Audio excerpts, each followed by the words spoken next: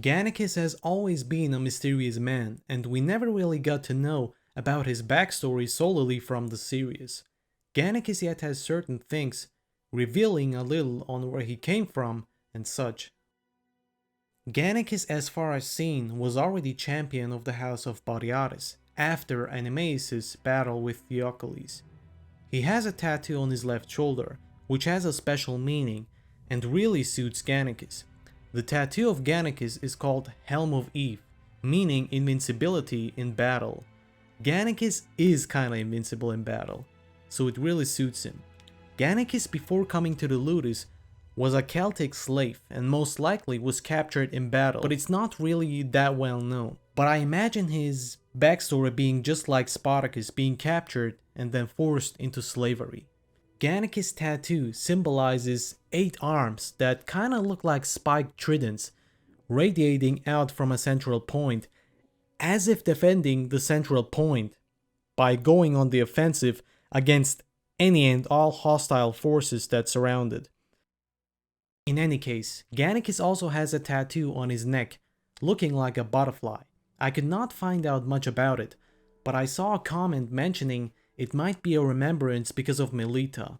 A really impressive detail was also that he has the Helm of Eve tattoo only in Vengeance and afterwards, after he became a free man. This shows and also symbolizes that Gannicus traveled a great distance around the world, in different places, before we saw him in Vengeance again. A great little detail from the producers. Gannicus is a very gifted man in the being of a gladiator. He had knowledge prior coming to the Ludus in swordsmanship, and most likely showed great potential from the beginning on, such as Spartacus and Crixus have, for example. He came to the Ludus after Oenomaus was already in, and most likely already champion, given the backstory we saw of Oenomaus and how Oenomaus rose to be champion under Ulpius, the previous Doctori. Gannicus was definitely captured at some point, because when Gannicus is training Crixus, he tells Crixus about how the Averni are great with spears and wonders if Crixus never fought them. That suggests that Gannicus wasn't born a slave and knew the background of Gallic and Celtic relations. Gannicus, as we talked before, likely knew to fight at a very young age because of the Celtic tribal civil war. I actually triple checked on multiple scenes if the tattoo of Gannicus was really not there since episode 1 of Gods of the Arena, and yes, it's true.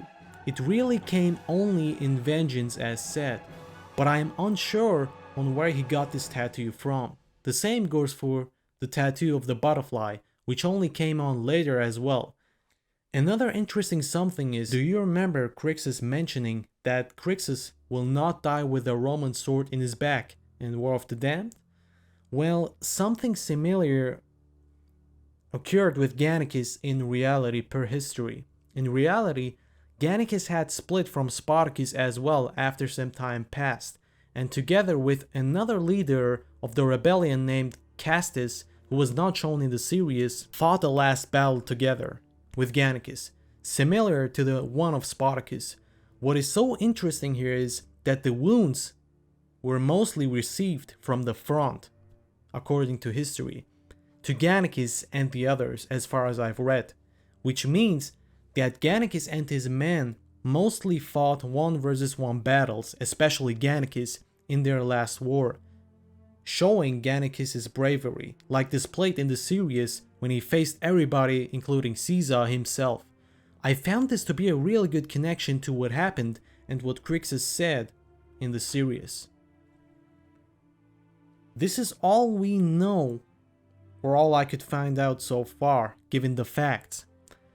I would really be interested if you guys know any more about Gannicus or his backstory, or from his Celtic backstory. If there's anything I missed, please write me down in the comments below.